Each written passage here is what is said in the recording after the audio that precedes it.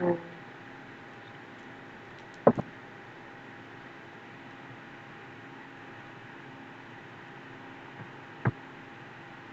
Oh, no, not after I'm order from dealing with.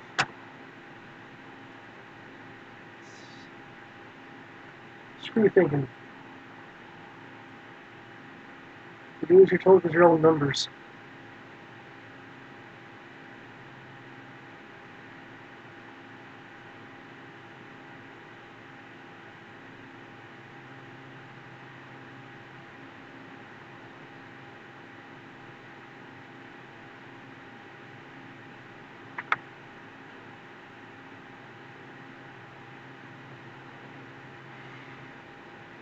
Okay.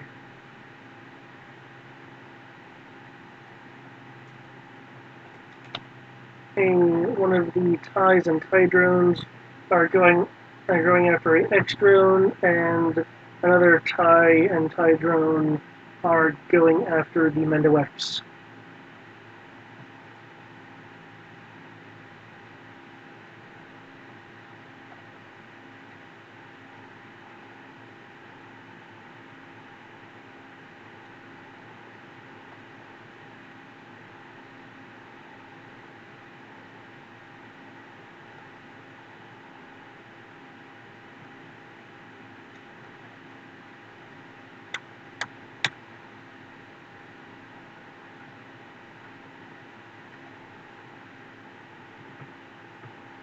And now I just keep thinking of the 90s.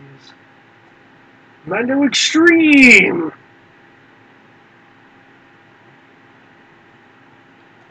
Okay, let's see what the X drone's evasion is. That's 2D, whatever it is.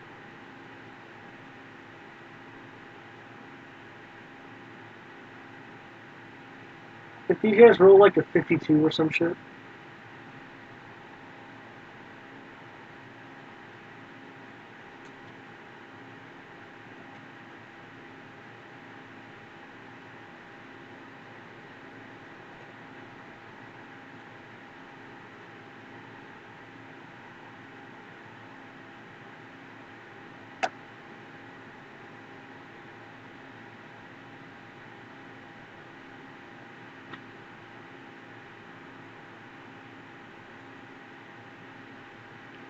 Okay, the X drone definitely evades the TIE drone. The manned craft, um, however, does clip it. Let's see for how bad.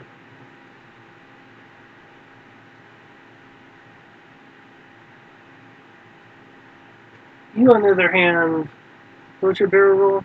38, I think. 34. Yeah, 34. 34. Okay, one of the ties is probably a little closer than you really want to give him credit for, but not a super threat in terms of being able to, strike you.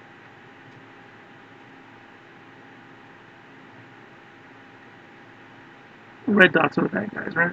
Yeah. I also did that to try to make them stand out a bit more against the background. Yeah. And count one group of enemy drones left, 2 groups of enemy drones left, and 3 groups of manned.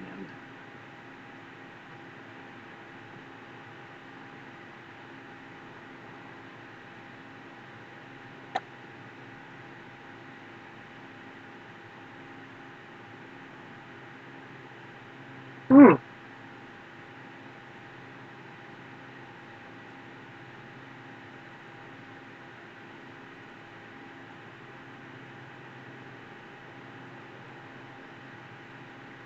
I'm missing a group of banshees. Yeah, there's your mention there. It's lost behind some side roads. Okay, I'm only counting 14 banshees. So I want to make sure I wasn't missing somebody.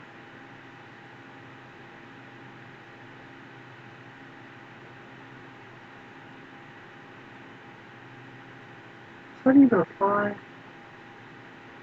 Nope. You have an F down.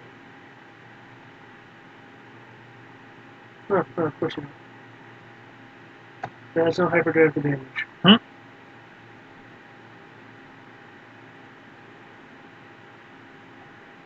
Okay, higher level. Nope. Okay.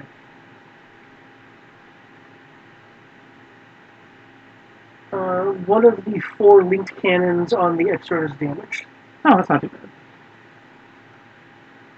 Unfortunately, that means its damage output goes down slightly. Yeah, it goes down to 5 I think. Okay. Okay, Tull, with Greg and his meeting, you have control over the control. Now, the Kaital was going for shuttlecraft, but since shuttlecraft is down, I will have them reorient fire to engage TIE fighters, focusing on the manned ones. I guess 1 TIE per cannon. Okay. So 1 for the wing, 1 and 1 per turret.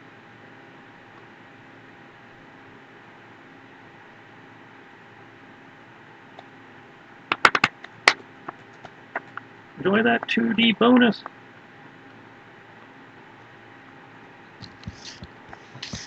You are being Wing Commander, and I'm over here just being Screaming Wolverines. Wolverines! Wait, I'm being Mark Hamill right now?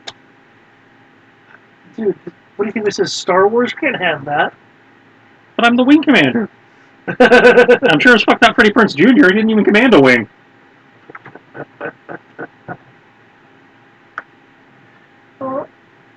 Yeah, oh no, that shit doesn't apply. Never mind. And Dakin's Maniac, not Crow. That's true. But why though? But why though? Okay.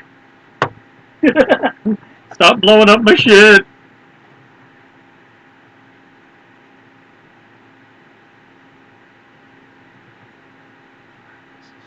Ridiculous. You see, this only further confirms the I can't leave them alone. I'm not there and their numbers suck. I show up and their numbers triple. No, it looks I swear we're competent. I'm not disputing their competence. I'm just saying that, their odds of survival improve dramatically if I'm there to look at them. Well, in their universe defense, you are shouting out tactics at them. Well, yeah, I'm just saying that I don't think that 2D bonus is making as much of a difference as you're seeing in the numbers. Their master showed up, and then the robots want to be better. It's that simple. Well, we got live people out here too that are also doing way better. Yeah, that 46 right there. Wait, did I roll 1 on any of this? Nope. So, quick question: did we actually lose Banshees already? All the Banshees that I see are still intact. No, there has been no Banshee casualties. Yeah, we still have no living I was just casualties. wondering because I see 4, 4, 4, and 2. That's because I redivided their numbers. Okay. However, it sounds like you're seeing the same ones I'm seeing. I'm only counting 14 of the 18 we're supposed to have. There's a group of 4 that I'm not seeing on the map. Oh. Yeah, 4, That's me being derpy. 12, 16. Oh, 14. Yeah. That's like, 4 times 3 is 12, plus 2, 14. I'm being derpy. One second.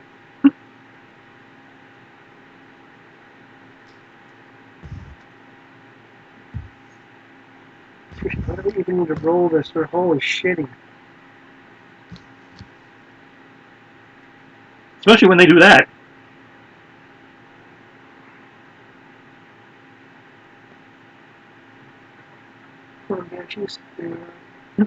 Yes.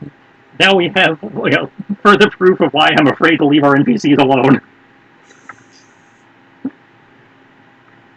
I remember that thing I was talking about last week about you got to have the right player in the right situation. Well, yeah. However, I wouldn't go that far. This is just really Roll20 is deciding to be nice for us today. Well, I'm not disputing that. I was just, I was pointing out because this seems to be routine. If Crow is there to babysit, everybody does way better than if he's not there to babysit. Even if I'm not throwing big bonuses. No, I still am under the belief that occasionally a character should be challenged by things outside of their field. Oh yeah, I'm not disputing that. I'm just saying there should probably be a sliding scale on that challenge rating. Which there was, but again, I didn't decide the detachment composition. Yeah, I wasn't blaming you for that. No, I'm just explaining. I don't feel blamed upon. I'm just okay. Right. We can. What's the range on the Titan's blast cannons? That many. The range is infinite. Yeah, I wish. That's the railguns that we don't have in this game. Which means that tie is going to. Technically, lasers and railguns are infinite. If you're not in an atmosphere. But we're not using lasers, remember?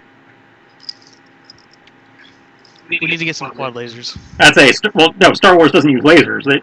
Basically all their weapons are chemical-based particle beams. Why do they call some of them turbo lasers?